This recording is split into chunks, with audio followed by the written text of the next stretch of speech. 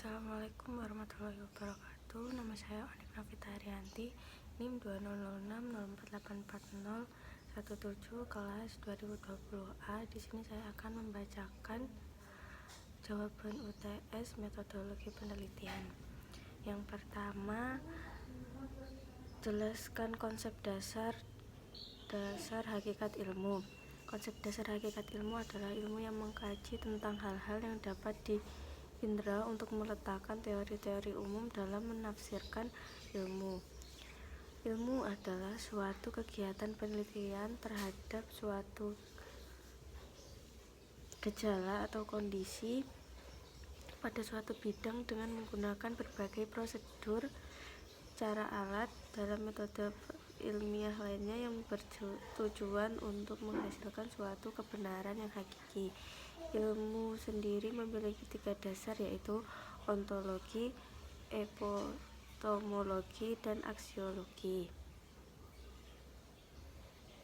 Yang kedua, jelaskan konsep dasar hakikat ilmu dan penelitian ilmu keolahragaan sebagai proses ilmiah.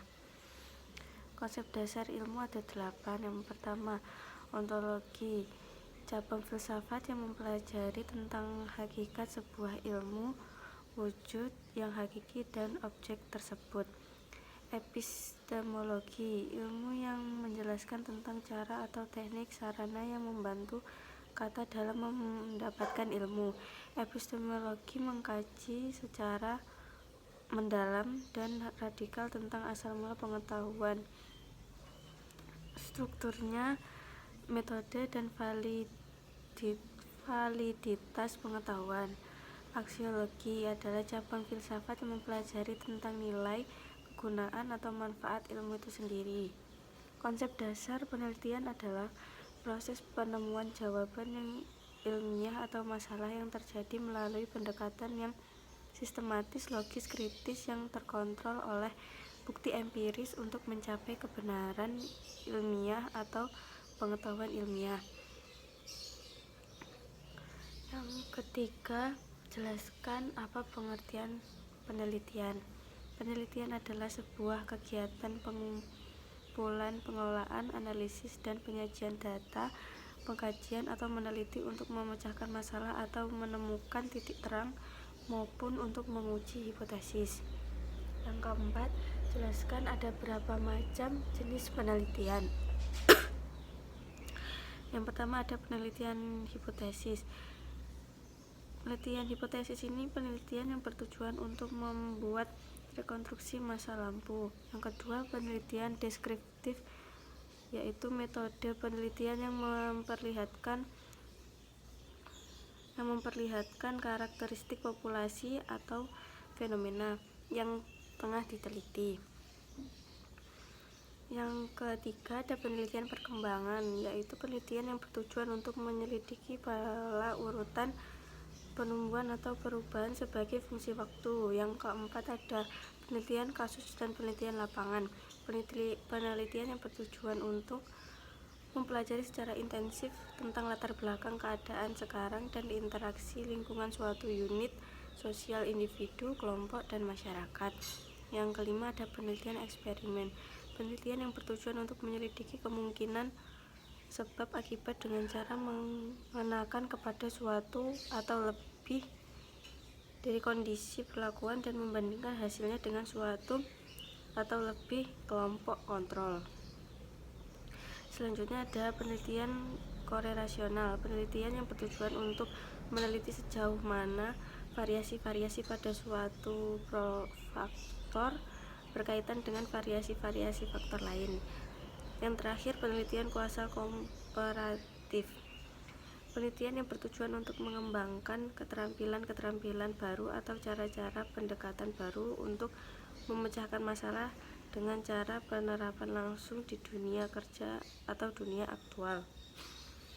Yang kelima, jelaskan apa yang dimaksud rancangan penelitian 5.1 kualitatif, 5.2 kuantitatif, 5.3 metode penelitian campuran atau mixed research.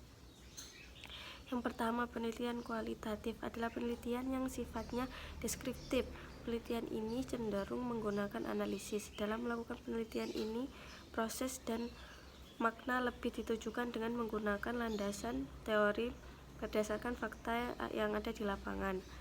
Yang kedua, penelitian kuantitatif adalah penelitian yang menggunakan investigasi secara sistematis untuk meneliti sebuah fenomena dengan cara mengumpulkan data-data yang diukur menggunakan statistika, matematika.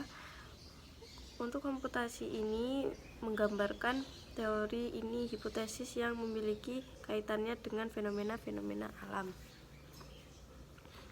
Metode penelitian campuran adalah metode yang kualitatif dan kuantitatif atau yang lebih kompleks. Tidak hanya mengumpulkan dan menganalisis data, namun juga melibatkan fungsi dan penelitian kuantitatif dan kualitatif. Nomor 6, jelaskan apa yang dimaksud rancangan penelitian. Rancangan penelitian adalah strategi mengatur latar penelitian agar peneliti memperoleh data yang valid suatu dengan karakteristik variabel dan tujuan penelitian. Yang ketujuh, jelaskan langkah-langkah perumusan rancangan penelitian kualitatif. Langkah-langkah penelitian kualitatif: yang pertama, menyusun rancangan penelitian. Yang kedua, menentukan lokasi dan objek penelitian.